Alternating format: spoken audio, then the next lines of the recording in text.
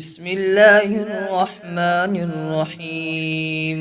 اللهم صل على سيدنا محمد وعلى آل سيدنا محمد صلاة تنجينا بها من جميع الأهوال والآفات، وتقضي لنا بها جميع الحاجات،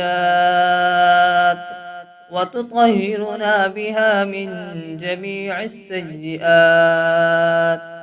وترفعنا بها عندك أعلى الدرجات، وتبلغنا بها أقصى الغايات من جميع الخيرات في الحياة وبعد الممات، إنك على كل شيء قدير.